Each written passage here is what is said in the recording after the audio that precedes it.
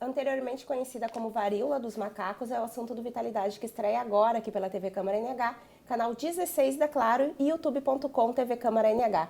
O virologista e pró-reitor de pesquisa, pós-graduação e extensão da Universidade Fevale, Fernando Spilk, é o nosso convidado. Ele traz importantes esclarecimentos sobre essa doença, sintomas, transmissão, tratamento e imunização. Tudo bem, professor Fernando? Prazer em tê-lo aqui de novo no nosso programa Vitalidade, nosso parceiro já nesses 12 anos, então, que estamos no ar. Tasha, eu que agradeço. É um espaço sempre muito agradável e eu acho um espaço muito importante, porque às vezes a gente está falando com o mundo, está falando com o Estado, está falando com o Brasil e não está falando com a comunidade, né? Aqui com a cidade de Novo Hamburgo e a região. Então, eu acho bacana a gente poder ter esse espaço da TV Câmara aqui. Vamos lá. Em 2022, nós trazemos esse tema para o debate, né? Ainda falando de varíola do macaco. O que mudou, professor, de 2022? A gente sabe que essa doença ela é caracterizada de outros países, mas, ao que parece, o que a mídia vem noticiando, ela está se espalhando, né, por outros continentes. Chegou ao Brasil, né? Então, o que mudou de 2022 até agora e o que a população precisa estar ciente em relação a ela? Mudou que, lamentavelmente, a bola de cristal dos virologistas continua muito nítida.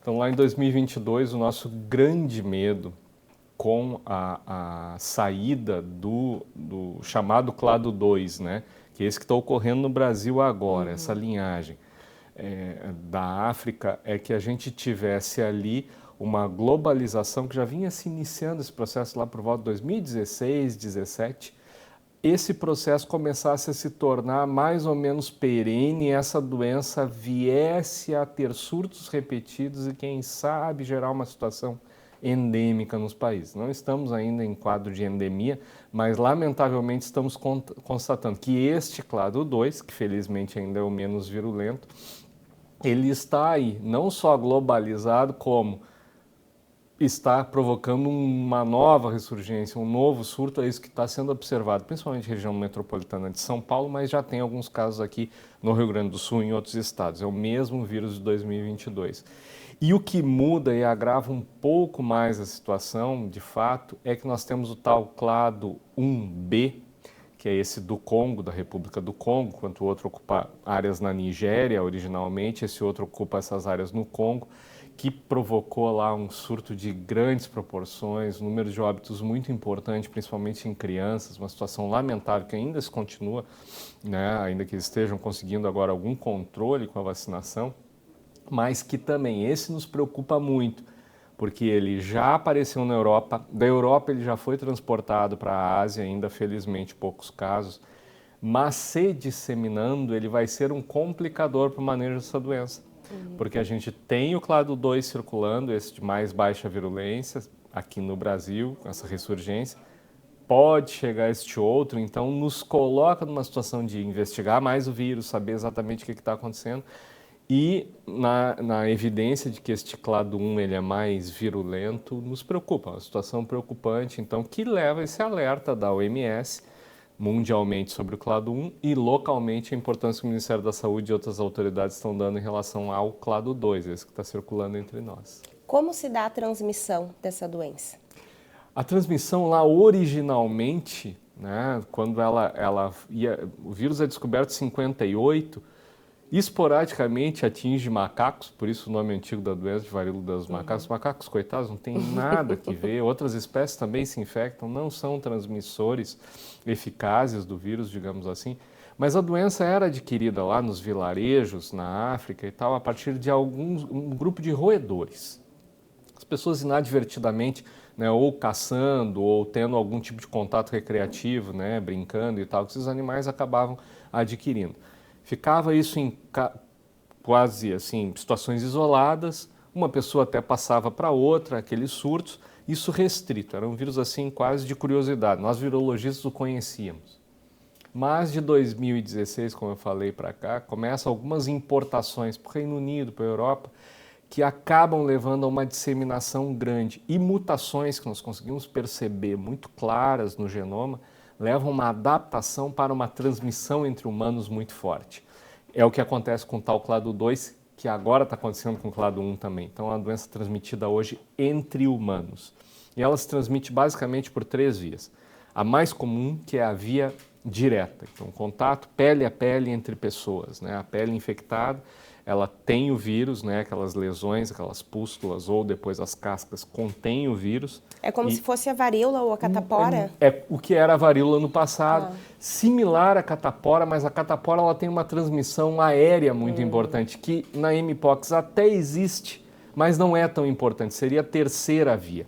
Entre essas duas, tem uma coisa na mpox que é muito importante, as pessoas, os profissionais de saúde, as famílias que esporadicamente venham a ter casos, precisam estar muito atentos. É uma doença que se transmite também pela via indireta de maneira muito eficaz. O que é a via indireta? Compartilhamento de roupas, de toalhas, de utensílios do ambiente, né? Então, no caso dos pacientes com mpox, seja no ambiente hospitalar, seja no ambiente de casa, precisa ter muito cuidado no atendimento dessas pessoas, de que elas têm que estar atendidas, devidamente medicadas e tudo isso, mas com um grau de isolamento. A doença se transmite muito fácil. Então, o profissional de saúde, ao atender casos suspeitos, tem que estar usando todo o paramento, todos os equipamentos de proteção. As pessoas em casa, a pessoa tem que ficar num quarto, se ela está bem o suficiente para estar em casa, alternativas de lazer para poder vencer a doença, que normalmente vai vencer, mas assim, todo atendimento lá de medicamentos que vai tomar e tudo, mas tem que ter afastamento entre as pessoas. Não pode ter compartilhamento de lençóis, seja no hospital, em casa, não pode ter compartilhamento de roupa e contato próximo, porque a doença realmente transmite também por essa via. Aquelas crostas que se formam ao final do processo das lesões, assim, elas tem o vírus, pode lá micro escaras daquilo ali aparecer, né, numa roupa de cama, numa toalha, numa roupa que se compartilhe e vai transmitir. A gente chegou a ver na região metropolitana um caso que o pessoal do LACEN, né, encontrou e nós participamos desse estudo, foi publicado inclusive, pessoal foi atender, pessoal de atenção primária, de enfermagem, foi atender o paciente em casa, realizar todo o trabalho, devidamente paramentadas. Ao tirar a vestimenta, não tinham se apercebido de que provavelmente prancheta, caneta que utilizaram, outros utensílios que utilizaram durante o atendimento ainda podia conter o vírus e acabaram tendo lesões nas mãos, lesões na boca, enfim, dessa transmissão. Então, um vírus muito contagioso que exige essa necessidade de cuidado também com os materiais inanimados, digamos assim, aquilo que está no ambiente. E por relação sexual, tem alguma Na verdade, restrição? O que acontece não é exatamente a questão do contato sexual com secreções sexuais, aquela transmissão sexual clássica como a gente enxerga no HIV, mas a gente sabe disso pelo surto de mpox que nós tivemos em 2022, as cadeias de transmissão preferenciais, isso a gente observou, não é o que está acontecendo provavelmente agora, que nós temos visto assim, mas naquele momento aconteceu muito na população de homens que fazem sexo com homens, né? Então estava muito relacionado a isso, depois se percebeu também a transmissão entre homens e mulheres da mesma forma. Contato íntimo, contato durante o ato sexual, né, as pessoas acabam tendo contato pele a pele e havia uma transmissão muito evidente. Mas não é necessário o contato sexual. Contato do carinho, por exemplo, a gente viu casos entre mãe e filho, né, o contato do cuidado entre mãe e filho, contato de parentes, contato das pessoas que vivem no mesmo domicílio, também é um promotor da transmissão. Então tem que estar atento, é uma doença bastante transmissível. Quanto tempo após ser contaminado começam a aparecer os sintomas, né? Que sintomas são esses e quando a pessoa pode ser considerada segura, assim, que ela não está mais transmitindo? Olha, a literatura varia bastante nisso, né? Assim, se a gente for olhar um livro, vai falar entre 5 e 7 dias. Na vivência prática, a gente chegou a ver casos de até 21 dias após a exposição, dependendo do grau e do tipo de exposição, não é? E a doença, usualmente, essas lesões elas vão começar a ceder, né, num período que vai também ao redor aí de 14 dias após o início, mas mais comumente a gente vai enxergar os casos um pouco mais prolongados, ao redor de 21 dias. Isso naquela apresentação branda, tranquila. Mas existem, principalmente em indivíduos imunossuprimidos, pessoas muito idosas e nas crianças, período mais prolongado e por vezes mais espalhamento, que também não é uma coisa comum. Diferente, por exemplo, da catapora, né, que a criança, por exemplo, pega e vai pintando e de repente começa lá no peitinho, no rosto e vai para o corpo inteiro. Na mpox, normalmente é o contato onde teve a lesão, vai aparecer, né, no peito, do lado do flanco, muito comum nas mãos, às vezes no rosto, depende de onde que o vírus chegou a você entrar em contato. Mas essas lesões tendem a não se disseminar, como o caso da catapora. Já no caso de pacientes imunossuprimidos, por exemplo, esses pacientes complexos HIV/AIDS, que têm uma imunossupressão importante, por vezes sim a lesão se dissemina, até órgãos internos podem ser afetados. Então tem que ficar muito atento. Por isso, assim, a recomendação do início ao fim é buscar atendimento médico, buscar orientação para poder ir avaliando o caso. E costuma ser acompanhado de febre, dores no corpo? Excelente, Tati. Assim, acompanha com febre, acompanha com muitas vezes dor de cabeça, um cansaço muito grande, a pessoa sente um cansaço. Quem já teve Covid-19 sabe, nessas doenças virais elas trazem isso, mas nessa doença é bastante característico, tem na dengue também, uma apatia muito grande, né? uma dor muscular também muitas vezes. Claro, os sintomas não precisam estar sempre todos eles juntos. Outra coisa que é muito característica é um inchaço dos linfonodos, né? As ínguas que a gente chama, né? Fica aquela aqui na região cervical bastante inchado, né? Os linfonodos que acompanham aqui o trato respiratório, o pescoço, eles ficam bastante inchados também. Então isso é uma característica. Por vezes a pessoa que tem lesão nas mãos, a gente chegou a ver no laboratório, nos relatos, né? Então até para drenar aquela infecção que está acontecendo, a gente vê assim inchaços aqui nos linfonodos axilares, enfim. Então, isso é bastante característico, as pessoas têm que estar atentas a esse conjunto de sintomas. Claro que as lesões de pele são as definidoras para procurar ajuda, né? E ela costuma trazer aquela coceira que era tradicional da catapora ou é mais brando isso? Esse é um diferencial importante também. Até tem relato durante o período que as lesões estão coçando, a gente conversa com as pessoas que Porque deixa a marca, né? A catapora deixa a marca. Aquela marca e tal, mas não é a mesma, a catapora quem teve na infância, eu tive, né? Um monte de gente teve, todo mundo. Ainda bem que a gente tomou vacina, né? Já não é aquela catapora que pode matar, inclusive, por isso a vacinação é importante. Mas no caso da catapora, a coceira é muito característica, né? A coceira é muito característica. Me lembro que a minha mãe dizia que não podia ficar coçando para não juntar uma com a outra, que podia ser pior, né? Então, um jeito de tentar evitar que... Mas a coceira é terrível. Na monkeypox não tem tanto esse relato, a não ser na fase final as pessoas dizem que quando está formando as crostas, às vezes tem alguma coceira, mas não é tão forte quanto na catapora.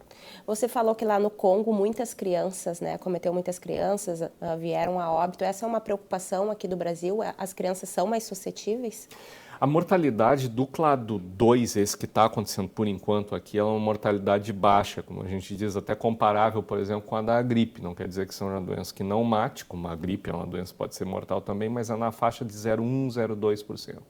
Essa do Congo, ela pode trazer, o clado 1B, está sendo notificado uma mortalidade em adultos da faixa de 4% e em crianças de 10%.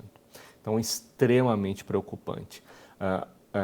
A nossa preocupação e uma das curiosidades que todos temos hoje é qual vai ser o perfil de disseminação se efetivamente sair em maior quantidade do ambiente africano, né, e nos países da Europa, aqui nas Américas, quando chegar, enfim, qual vai ser o grupo mais atingido, como que a gente vai conseguir dar atendimento, né, porque efetivamente vamos ter que proteger muito as nossas crianças no caso, evidentemente, desta doença chegar.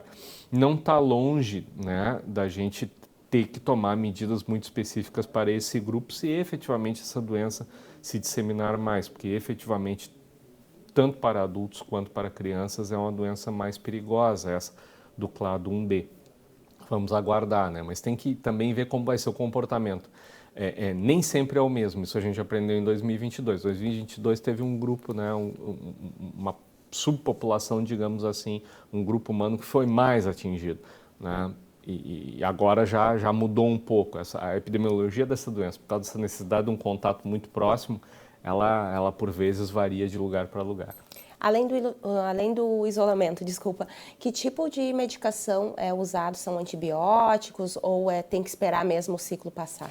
Aí tem um desafio grande, porque ainda que exista uma quantidade grande, né, uma pletora de medicamentos que tenham sido desenvolvidos ao longo dos anos, e há ainda desenvolvimento para poxvírus em geral, muito em virtude de toda a necessidade de estarmos defendidos, né, de uma ressurgência improvável, mas de repente, né, por bioterrorismo, etc., da varíola. Então tem muitos medicamentos que foram desenvolvidos, outros poxvírus também têm uma relevância assim, em saúde pública e tem medicamentos. Mas para a mpox não tem nada assim ainda em larga escala, a não ser pacientes assim enorme gravidade, né, em situação de UTI, não existem medicamentos assim facilmente adquiríveis que possam tratar, né?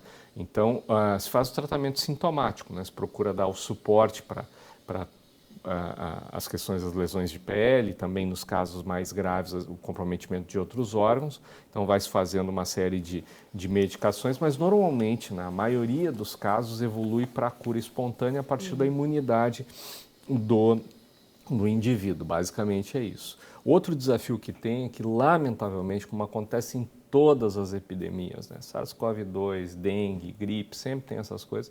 As pessoas têm que estar muito atentas para soluções mágicas, né? Na semana passada apareceu aí um messias na internet, né, comunicando que o óleo de melaleuca era a nova solução. Eu me lembro que lá em 2022 também teve outras sugestões aí de medicamentos sem nenhuma eficácia comprovada, né? Então, a recomendação é que as pessoas busquem a atenção de profissionais de saúde para o tratamento, né, para poder passar bem pela doença, porque as pessoas têm que sempre pensar que um medicamento desses, né, a recomendação de internet, ela, no mínimo, vai ter efeito nulo. Mas ainda pode ter outros efeitos, né? Imagina, né, do ponto de vista dermatológico, né? Quantas vezes a gente está com uma doença de pele, vai tentar se automedicar lá e até piora. Então, cuidado com isso, né? Cuidado com essas sugestões que não venham realmente de um profissional de saúde que possa orientar. A gente pode dizer que uma das diferenças, por exemplo, para o coronavírus é que a mpox tem já uma vacinação disponível? Na verdade, aí você tem uma situação diferente do ponto de vista da vacinação, que assim, há um esforço, por exemplo, né, de fornecimento de vacinas, né, mundial até, para este foco agora do clado 1B, lá tentar amenizar desde maio essa situação com vacinas lá no Congo especificamente, né, e nas regiões circunjacentes na África.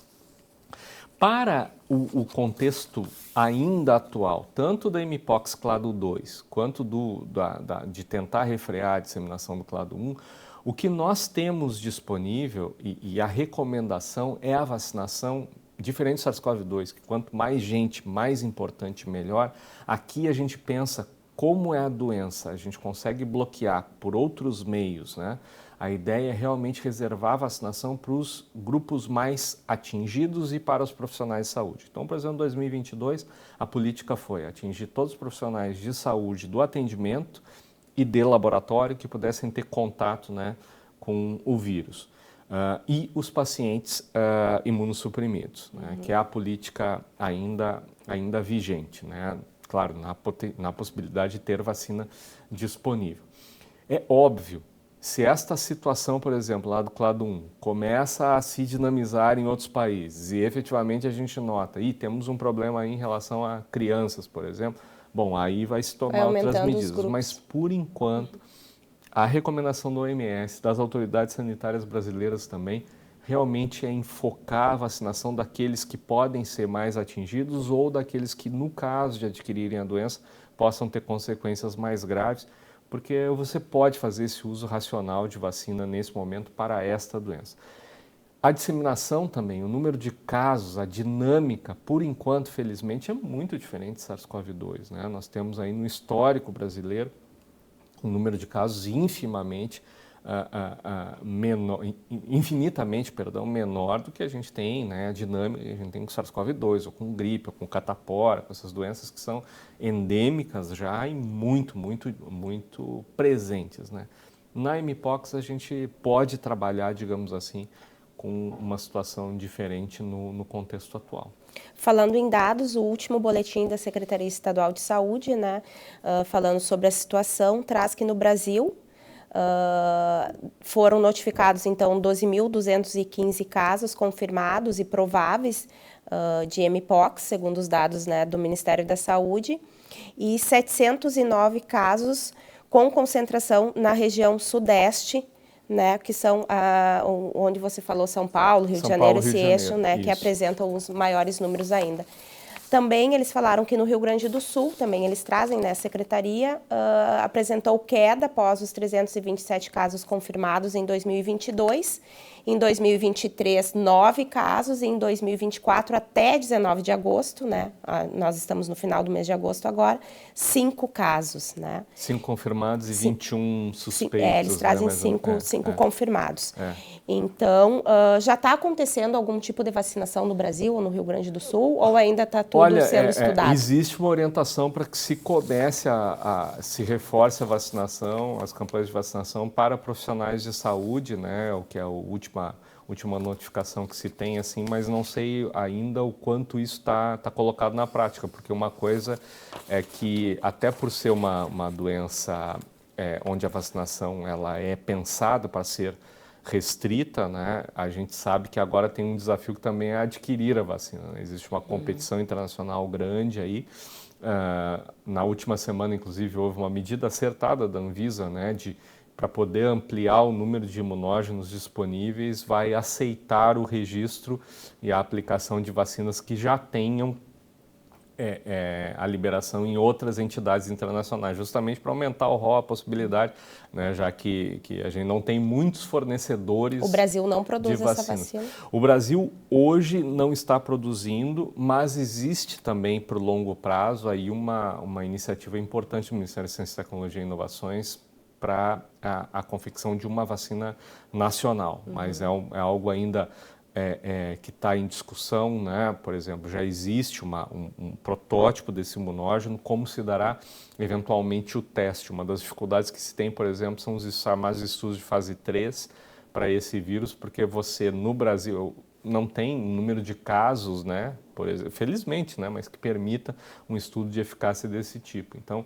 uma coisa que a gente está fazendo com muita atenção, assim, do ponto de vista científico, é observar os diferentes imunógenos que estão sendo usados, as diferentes vacinas, como que elas estão se comportando lá no surto, no Congo, né, onde o número de casos é bastante grande, né, para poder até definir qual a melhor via para trabalhar, o melhor imunógeno para recomendação, para compra e tal. É isso que também está se observando, né, para a eventualidade realmente de uma disseminação maior do vírus. Além da África, quais outros países da Europa ou de outros continentes assim têm apresentado bastante casos? Não é um número assim, no clado 1 não é um número grande de casos, mas a gente teve a notificação ali na Suécia e depois uma notificação na Ásia, dando conta de pacientes que tinham, né, tido contato com casos positivos na Europa. Então essa é uma preocupação que se tem, quer dizer, ele está circulando por aí. Talvez até as manifestações brandas não estejam sendo levadas ao sistema de saúde, mas a gente sabe, então, que o clado 1 já saiu. O clado 2, ele tem circulado na América Latina, ele tem sido notificado em outros países desde 2022, então, com esse arrefecimento em 2023, e a gente começa a observar aí em mais de um país, o Brasil como um caso notável até nesse contexto, mas em mais de um país, um aumento assim do número de casos nas últimas semanas. Por isso, uma necessidade de um certo alerta, né? Sim, e as pessoas nós começamos a perceber, né, nos noticiários, nos jornais, na internet, que vem se multiplicando e replicando diversas informações sobre o assunto. Por isso essa conversa é tão importante, para trazer informações, né, corretas sobre esse assunto. Tinha uma conversa de que o Ministério da Saúde, a Organização Mundial da Saúde, falaria em lockdown, mas isso é uma coisa que não se percebe, né? Não é de pensar. É mais para assustar do que...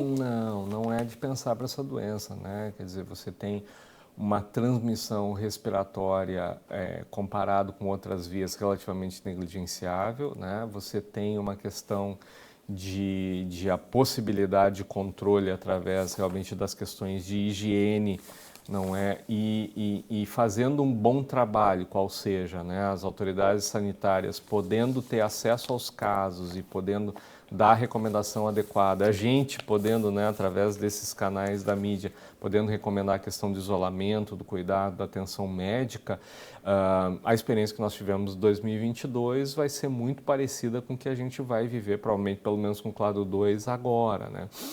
Mesmo em relação ao Clado 1, não foi recomendado localmente, né, a situação de lockdown, que foi o que a gente sabe lá na República do Congo, que foi feita, por exemplo, fechamento, né, temporário de escolas, quando havia turmas atingidas, enfim, né, até que se mapeasse adequadamente, se desse atenção adequada para todos os casos, enfim, medidas pontuais que podem ser relevantes, mas não é...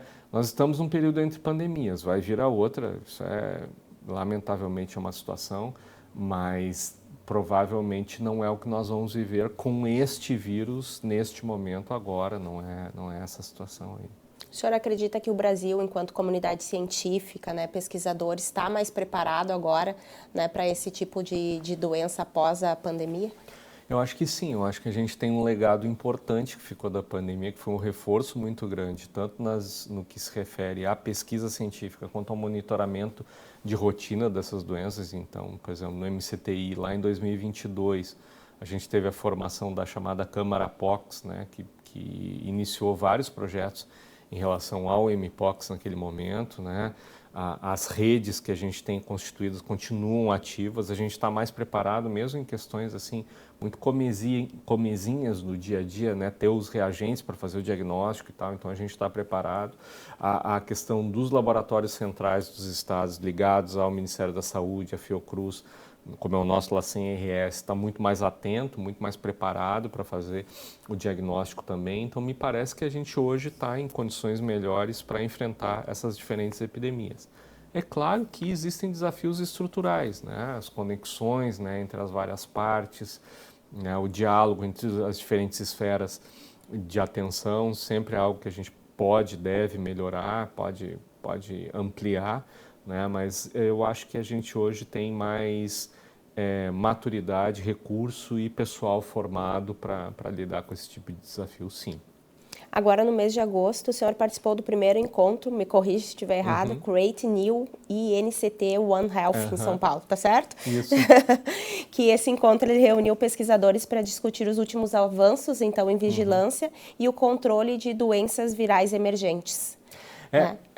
O que traz de novidade? O INCT, né, é o Instituto Nacional de Ciência e Tecnologia, que é uma iniciativa do Ministério da Ciência e Tecnologia, através do CNPq, com apoio aqui da FAPERGS também, e do Ministério da Educação, através da CAPES. Então, nós temos no Brasil 200 INCTs para trabalhar com diferentes assuntos, que vão do mar à tecnologia audiovisual, enfim, e nós aqui tivemos a feliz aquisição, digamos assim, de sermos aprovados, né? Eu sou coordenador aqui na FEVALE, com instituições do resto do país participando, mas aqui está a sede desse INCT em Vigilância Genômica de Vírus, né? Então, filho da nossa antiga Corona Ômica lá atrás, que ainda está ativa, inclusive, né? Mas Vigilância Genômica de Vírus e Saúde Única. Por que existe isso, né? Porque a gente está vivendo nos últimos 30 anos, particularmente, a ressurgência ou a emergência de todos esses patógenos virais, e a gente, como eu disse, né, estamos num período que a gente vai vivendo uma pandemia depois da outra, né? Então, lá, H1N1,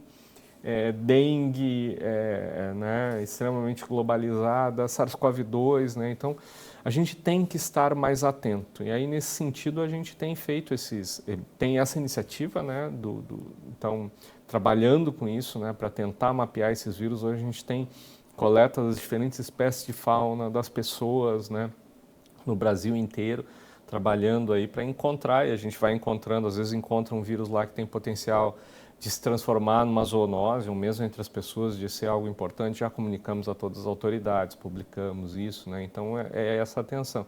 E a gente está também estabelecendo assim uma conexão mais importante com a rede, com essa rede Create New, que é a rede da Universidade do Texas, né? A gente já tem uma parceria grande e teve esse encontro até para aprofundar isso, porque a nossa ideia é dar um enfrentamento importante a todas essas doenças, né? Estamos envolvidos com a questão do MPOX também, mas ali muito específico, muito focado e muito preocupado com a questão das doenças transmitidas por mosquitos, né, que também tem sido um problema grande, um problema emergente aqui no Rio Grande do Sul.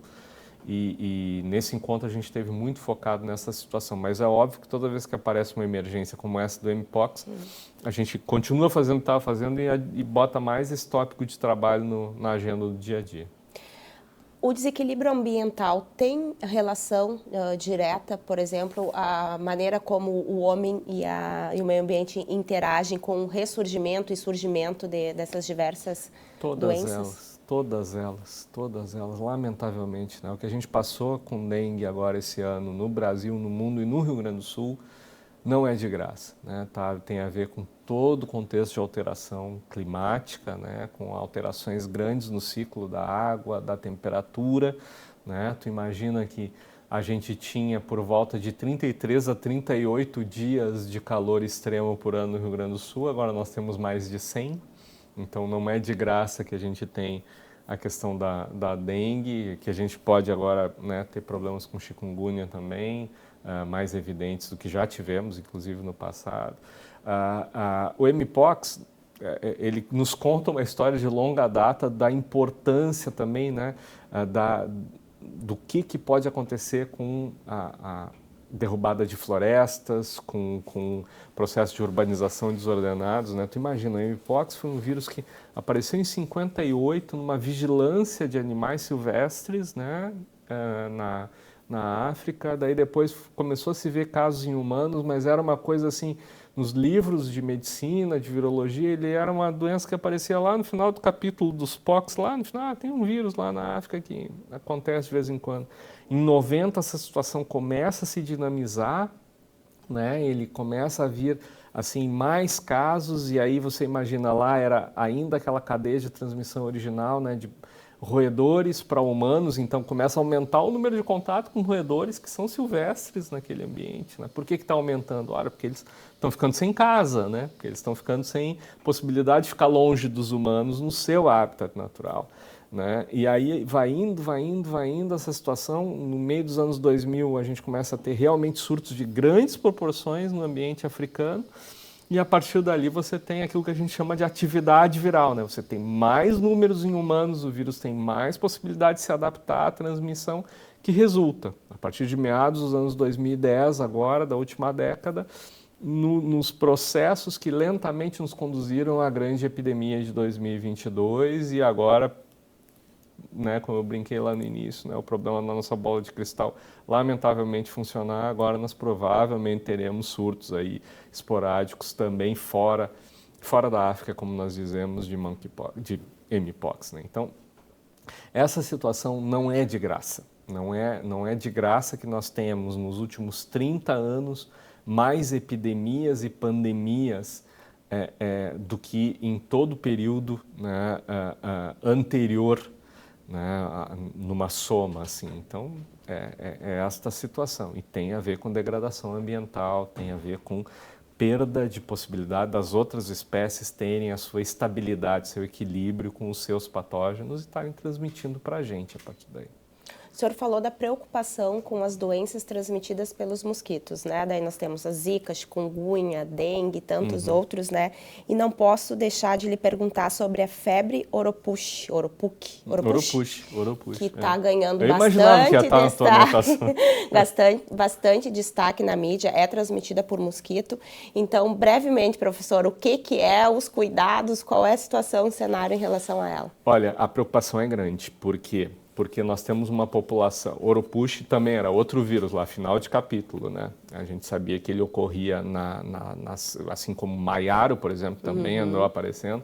Ele ocorria lá em rincões, né, da grande área amazônica internacional, em populações nativas e indígenas que se encontravam lá e esporadicamente causando surtos, né? E nas regiões urbanas e periurbanas, nestas regiões aí.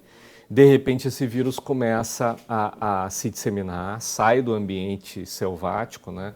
Começa a adentrar ambientes urbanos.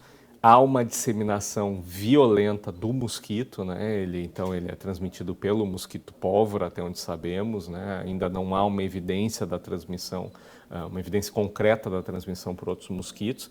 E aí a gente pode pensar assim, então a gente vai estar livre. Aí é que está o problema. O mosquito pólvora que não existia na região sul, era de detecção muito esporádica antigamente, hoje ele está presente. Ele está muito presente em Santa Catarina, por exemplo, e já foi notificado no Rio Grande do Sul. Ora, nós temos um número de casos importantes descendo até por volta da região sudeste, já alguns casos notificados, né? A gente já tem o mosquito. A gente tem a disseminação de pessoas ao longo desse trajeto de maneira extremamente facilitada, né? Talvez hoje, momentaneamente, a gente tenha uma dificuldade no tráfego aéreo, mas tem o tráfego rodoviário muito intenso. E a gente tem o vírus em atividade. Ele deu um primeiro prenúncio agora nesse ano 2024, já no final, digamos assim, da estação quente do ano. Nós temos o mosquito aqui, nós temos o mosquito aí disseminado em várias áreas do país, o vírus circulando. O nosso medo hoje é muito grande em relação agora à fase do final da primavera e início do verão, né? A gente está muito preocupado com essa situação. O vírus também está demonstrando um comportamento, né, os primeiros relatos aí de que ele pode atingir o feto com grande gravidade, né, causando abortos, inclusive. Parecido com a situação do Zika? Um pouco parecido com a situação do Zika, só que muito mais indo para o aborto do que para a malformação, né? Tem uma publicação recente descrevendo um aborto ocorrido, a gente vê que ele atinge o feto com grande gravidade. Então a gente está com medo, entre nós virologistas, da gente poder estar perante um novo episódio similar ao Zika, né, de uma doença que a população não tem qualquer imunidade aí no contexto nacional e que chega e que pode ter esse efeito sobre a gravidez, sobre a gestação, então nos preocupa bastante, tá? E a transmissão, os sintomas, é parecido com o da dengue ou de uma dessas doenças? Muito parecido com dengue, né? Então vai exigir um grande esforço diagnóstico diferencial. Nós aqui, por exemplo, na Fevale já estamos preparados, né, com controles, com os chamados primers, né, os reagentes, as sondas, para que a gente possa fazer a detecção, né? Sabemos que também outros laboratórios, aí, principalmente da rede pública, estão se equipando e é uma preocupação grande. A gente adoraria estar errado e imaginar que nós não teremos grande expressão desse vírus durante o próximo verão, mas a gente precisa estar atento, evidentemente, né? Em um vírus que, assim, a população... Dengue ainda não é o caso do Rio Grande do Sul, que também preocupa, para a dengue continua preocupando, né? Mas no resto do país, pelo menos, você tem uma imunidade constituída, que, por exemplo, é difícil que a gente tenha um surto da mesma dinâmica do ano passado no restante do país. O Rio Grande do Sul fica uma incógnita, mas Oropuxi não. Oropuxi, a população não tem imunidade, né? Então, praticamente ninguém teve a doença ainda no contexto, digamos assim, do Brasil mais litorâneo, mais urbano. Então, é uma doença que nos preocupa bastante para o próximo período. O senhor falou a entrada da primavera, início de verão. Então, os cuidados com a Aedes, né, com Aedes aegypti, né, também serve para a proliferação Para a proliferação de outros mosquitos, é importante, né? E aqui no Rio Grande do Sul, eu acho que nós temos de manter um nível alto de alerta em relação à dengue. No resto do Brasil, a gente observa ao longo dos anos que a dengue vem em ondas. Essa foi a pior de toda a história, não há dúvida. Não é? O Brasil respondeu por quase 80% dos casos de dengue no mundo e foi a pior epidemia de dengue no mundo, então a gente pode imaginar o que aconteceu, né? Mas, assim, a gente sabe que de um ano para o outro, por exemplo, às vezes você tem um arrefecimento, ou porque a população fica mais alerta no controle do mosquito, mas somado também a isso se desenvolve uma imunidade, pelo menos para aquele tipo predominante. No caso do Brasil, aí teve muita disseminação do tipo 1.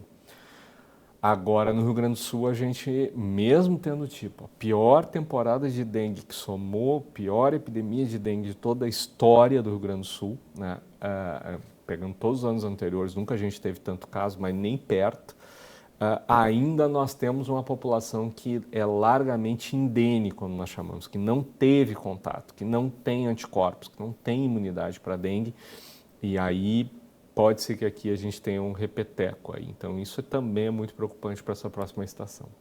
Professor, estamos chegando ao final do nosso programa. Gostaria que deixasse uma mensagem, então, aos telespectadores que estão nos acompanhando pelo canal 16 da Claro, né, aqui em Novo Hamburgo, e também pelo youtube.com/TV Câmara NH. Falando um pouco mais, destacando alguns pontos principais da nossa conversa sobre a Mpox e também sobre essas outras doenças emergentes. Olha, agradecendo, né, a oportunidade, eu acho que de tudo que a gente falou, e o pessoal pode ir para frente e para trás no vídeo, eu acho que a coisa mais importante é procurem informação de qualidade, né, informação abalizada por técnicos da área, né, nos canais de comunicação adequados, mesmo que você, inclusive, esteja vendo esta informação disseminada, porque não pelas redes sociais, mas como em todas as epidemias, seja Mpox, dengue, oropouche, fique atento ao que é disseminado desta forma. Muito cuidado com fontes não referenciadas, com indivíduos, principalmente aqueles indivíduos que chegam com ou a ideia de um apocalipse, né, contra o qual não poderemos lutar, não é o que vai acontecer, né, a gente sabe que não, ou com soluções milagrosas, né. Lamentavelmente, ao longo dos anos, a gente tem aprendido que isso é um problema em saúde pública. Então, fiquem ligados aí na TV Câmara, em outros canais de comunicação regular e nas redes sociais desses canais, o que é disseminado a partir dela, para poder realmente estar atento ao que é necessário para se defender naquele momento, defender sua família. Ok, muito obrigada, professor, por essa parceria e por a sua participação hoje, trazendo tantos esclarecimentos para nós e para o nosso público. Da mesma forma. O Vitalidade de hoje chegou ao fim. O virologista e pró-reitor de pesquisa, pós-graduação e extensão da Universidade Fevale, Fernando Spil, que nos trouxe esclarecimentos sobre a Mpox, doença anteriormente conhecida como então a varíola do macaco, e que tem recebido um olhar atento dos governantes, organizações de saúde e comunidade científica. O programa será reprisado aqui pela TV Câmara, canal 16 da Claro, e também pelo youtube.com/TV Câmara NH. Muito obrigada pela sua companhia e até semana que vem.